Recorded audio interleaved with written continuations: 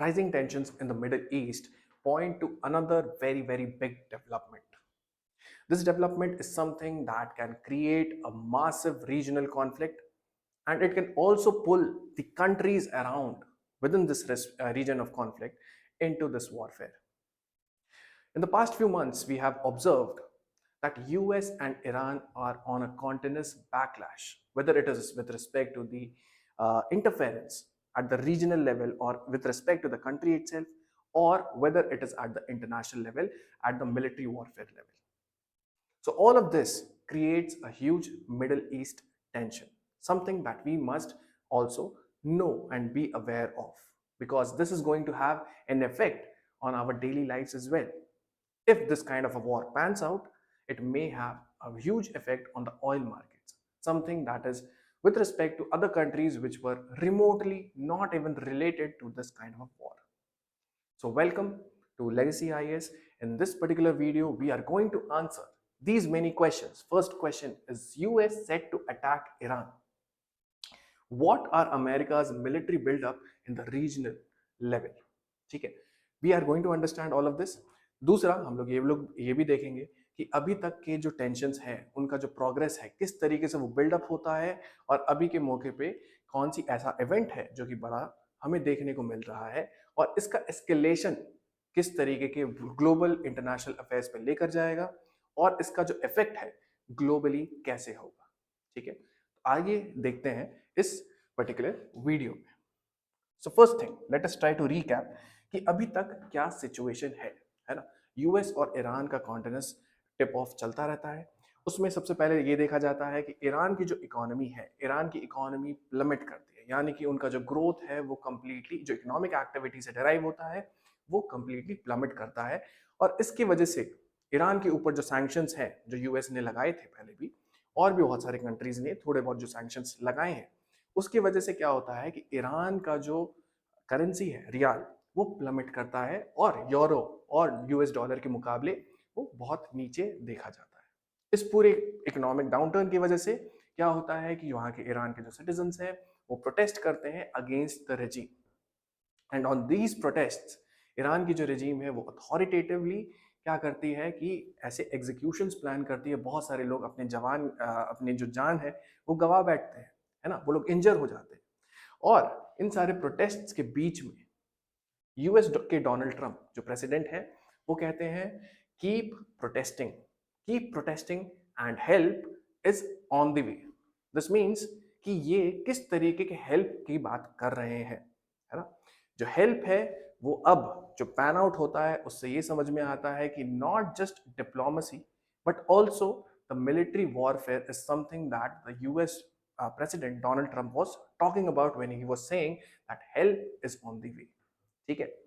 Now, with respect to this situation that was happening at that point of time, क्या होता है कि Iran जो है वो threaten back करता है ना. ईरान बोलता है कि हम भी चुप नहीं बैठने वाले, and we have the perfect capability, military capability, as well as the intent, and therefore they go forward and they threaten to strike US bases. अब यहाँ पे understand करने की जरूरत है दोस्तों that US bases are spread across the Middle East. There are multiple such nations which will have air bases, navy bases hosting a number of US troops. ठीक है, अगर उसको संख्या में अगर हम लोग जानना चाहें तो लगभग आप मान सकते हो कि 50 से 60 हजार जो ट्रूप्स हैं वो इन बेसिस में स्टेशनड हैं. ठीक है, अब ईरान ने ऐसा थ्रेट जो है वो इशू क्यों किया? It was based on the confidence that there was a face of in 2025. 2025 में क्या हुआ था कि यूएस जो थे वो उसके न्यूक्लियर साइट्स को, ईरान के न्यूक्लियर साइट्स को अटैक किया था, जो आपको नाम पता होंगे, फोर्दो, नतान्ज, इस्फहान, ऐसे टाइप के न्यूक्लियर साइट्स को उसने अटैक किया था. और उसके रिटेलिएशन में ईरान ने अल उदैद एयरबेस जो कि कतार में है, जहां पे 13,000 ट्रूप्स स्टेशन है यूएस के, वहां पर अटैक किया था रिटेलिएशन में. So this draws from the history of having the complete military capability on the side of Iran to attack the US bases. ठीक है, तो ये सारी चीजें होती हैं. अभी रिसेंटली आपको ये भी देखने को मिला होगा that they have said that we have more. That is what Iran has said in their statements. जिसमें कि बहुत एक बड़ी फुटेज सामने भी आ रही है, जिसमें कि ये समझ में आता है कि ईरान के पास बहुत सारे ऐसे मिसाइल सिटीज हैं। मिसाइल सिटीज मतलब कि जो जोग्राफिकली जो माउंटेन्स के अंदर बनाई गई हैं और टनल्स के नेटवर्क हैं, जहाँ पे मिसाइल्स रखे गए हैं, जहाँ पे इनकी जो कैपेबिलिटीज है वहां से आप लॉन्च भी कर सकते हैं और अपने आप को डिफेंड भी कर सकते हैं। मतलब कि अगर यूएस का अटैक होता है तो वो अपने आप को डिफेंड करने के लिए केपेबल भी है और रिटेलिएट और अटैक करने के लिए भी परफेक्टली केपेबल है। Now amongst all of these developments, a new development has come up which tells us that this matter is not, it is far from over, and it is the escalation due to the armada of US moving towards Iran. This is the picture of USS Abraham Lincoln, a very important and something that is very very feared by the nations because of its capabilities. ठीक है, so let us see. So armada moves towards Iran. ठीक है, तो ये USS Abraham Lincoln. Okay, understand this, that this is a aircraft carrier. Aircraft carrier. The utility of aircraft carrier in a war zone is understanding that this is like a land, okay, in the waters. ठीक है, जो भी आपके aircraft carriers हैं बहुत सारे aircrafts को host करते हैं, जैसे कि 70 से इस यूएसएस अब्राहम लिंकन के पास कैपेबिलिटी है कि 70 से 90 एयरक्राफ्ट को वो होस्ट कर सकते हैं, जिसमें कि range of aircraft with different kind of capabilities डाले जा सकते हैं। दूसरी बात है टाइम। ठीक है, टाइम, क्योंकि ये न्यूक्लियर पावर्ड होते हैं, जिसका मतलब ये होता है कि ये कितने भी लंबे समय तक वहां पे डॉक किए जा सकते हैं, मतलब कि कॉन्टिन्यूस वहां पर उनका प्रेजेंस फील करेगा ईरान। ठीक है, एंड इट इज सेड कि वो 20+ ईयर्स में भी अपने आप को रिचार्ज करने की उनको जरूरत नहीं है, वो अपने आप को सस्टेन कर सकते हैं उन वाटर्स में for such a long time. So this is basically providing you one from the US side that you have a land sovereignty with respect to the waters. Okay, you do not need any of the other countries to support you with respect to this part. The second thing is that you can have a continuous presence in case of any kind of escalation. You are ready to deploy your aircrafts. ठीक है, और इस aircraft carrier में बहुत सारे aircraft जैसे कि Lockheed Martin का F-35, जैसे कि सुपर हॉर्नेट फाइटर, ये दोनों ही जिनके अंदर बहुत स्टेल्थ एयरक्राफ्ट की कैपेबिलिटीज है वो भी यहाँ पर पाई जाती है। ठीक है, और यही नहीं, इसके साथ साथ आपके डिस्ट्रॉयर्स। ठीक है, destroyers are also something that is moving towards Iran and that has also been seen. ठीक है, फरवरी में ही ड्रोन को उन्होंने ईरानियन एक ड्रोन को उन्होंने डिस्ट्रॉय किया था। ठीक है, ये जो डिस्ट्रॉयर्स हैं आपके, वो बहुत सारे अलग अलग नाम से आते हैं, है ना। 3 डिस्ट्रॉयर्स जो है जो वहां पे पर्टिकुलरली स्टेशन किए गए हैं। एक तो है यूएसएस फ्रैंक ई पीटरसन। ठीक है, एक यूएस स्प्रूअन्स। ठीक है, इनके पास रडार कैपेबिलिटीज है, इनके पास सेंसर कैपेबिलिटीज है, इनके पास मिसाइल लॉन्च की कैपेबिलिटीज है। ठीक है, तो इसका मतलब ये दिखता है इतना कि एयर डिफेंस हो गया, चाहे नेवी का हो गया, और किस तरीके से एंटी मिसाइल, जैसे एंटी मिसाइल कि in case of any kind of attack, any kind of retaliation by Iran's military forces, it can also be used THAAD and Patriot. These also have been deployed.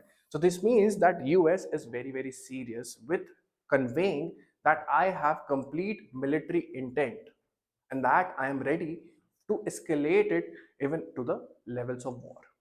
ठीक है, अब आगे देखते हैं कि choice of targets. जो military experts हैं, war experts हैं, वो क्या कहते हैं कि ये जो चॉइस ऑफ टारगेट है, अगर if US chooses to attack Iran, what would be the choice of its targets? One can be attacking the military capabilities itself. ठीक है, जितने भी आपके कैपेबिलिटीज हैं जो ईरान अपने डिस्प्ले करता है, चाहे वो मिसाइल सिटीज हो, चाहे वो कोस्टल मिसाइल्स हो, चाहे वो बैलिस्टिक मिसाइल्स हो, किस तरीके के जो मिसाइल्स हैं ताकि वो उसके ऑफेंस को रोक सके, है ना, किसी भी टाइप के रिटेलिएशन को या अटैक को जो कि यूएस ट्रूप्स पे हो सकते हैं, उसको वो रोकने के लिए ऐसा एक टारगेट हो सकता है। दूसरा टारगेट ये हो सकता है कि they attack the centres of military force, ठीक है, जो कि ईरानियन रेवोल्यूशनरी गार्ड कॉर्प्स है जैसे, इनको अटैक किया जा सकता है। That is the senior level, जो लोग ऑपरेट कर रहे हैं उनको ही सीधा सीधा खत्म किया जाए, ठीक है। यहाँ पे बहुत इंपॉर्टेंट है कि हम ईरान के भी कैपेबिलिटीज को जान लें। ईरान के कैपेबिलिटीज है missile cities, it has threatened that it will attack the basis, okay. Iran has also displayed that they can destroy the basis also, ठीक है। तो ईरान के पास भी एक कैपेबिलिटी है, ठीक है। ऐसा नहीं है कि यूएस के पास एक पूरा ही रनवे मिल जाता है। अगर यूएस चूज करता है अटैक करने को ईरान पे, तो that would be a complete win for US, ठीक है। अब आगे देखते हैं कि ये सिग्नल क्या है ना। अभी तक जिस तरीके से एस्केलेशन चल रही है, जैसे बातें चल रही हैं, उनसे ये समझ में आता है कि दोनों ही कंट्रीज अपने आप में बोलती हैं कि हमें डिप्लोमेटिक टॉक करने के लिए we are ready. Any kind of warfare is something that we want to avoid, but there is a principle that we must follow, ठीक है। यूएस विल से कि national security, international security, it is essential that Iran is neutralized with respect to its axis of resistance also. Axis of resistance is proxy groups that is operating within the Middle East, है ना, चाहे वो Hezbollah के form में हो, हुतीज के form में हो, है ना। तो वो प्रॉक्सी ग्रुप से वो अपने एक्सेस ऑफ रेजिस्टेंस को लोअर डाउन करे, ठीक है। But this kind of a signalling, है ना, टू एंड फ्रो हम लोग जो देखते हैं ईरान और यूएस के बीच में एक्सचेंजेस जो है, वो एक स्ट्रैटेजिक पोस्चर है या फिर it points towards an actual war, something that we can not say, okay. Because military intent जब डिस्प्ले किया जाता है, जैसे कि मिलिट्री इंटेंट यूएस अपने आर्मडा के हिसाब से दिखाता रहा है कि that we are willing to move towards Iran, that is a strategic posturing. This means that it can also act as a deterrent, है ना, उसको रोकने के लिए भी कि ईरान फर्दर एस्केलेट ना करे, वो ये समझ ले कि इस वॉर का क्या हश्र हो सकता है, और उस तरीके की पोस्चरिंग को ही हम लोग स्ट्रैटेजिक पोस्चरिंग कहते हैं, ठीक है। ये हो सकता है कि एक्चुअल वॉर की तरफ ना हो, है ना, बीच में कुछ टॉक्स की बात हो जाए, लेकिन अभी तक के लिए तो ये स्ट्रैटेजिक पोस्चरिंग है ना। एंड गॉड फॉरबिड अगर ये वॉर में कन्वर्ट करता है, तो उसके कॉस्ट ऑफ एस्केलेशंस भी है ना, मतलब कि ये एस्केलेशन का जो पूरा स्टेज है वो कॉस्ट लेकर आता है ना। ये क्योंकि it will create some kind of imbalance and lead to regional tensions rise होंगे। it will also have an effect on the oil markets, ठीक है। and it has been said according to the sources कि जो भी आसपास के reason के countries हैं जो कि यूएस को ही सपोर्ट कर रहे हैं, लेकिन they do not actually want to be a part of this war, considering that their economic benefits would be considerably reduced because of this war. So this was the important development with respect to escalation, with respect to US and Iran tensions. Thank you so much.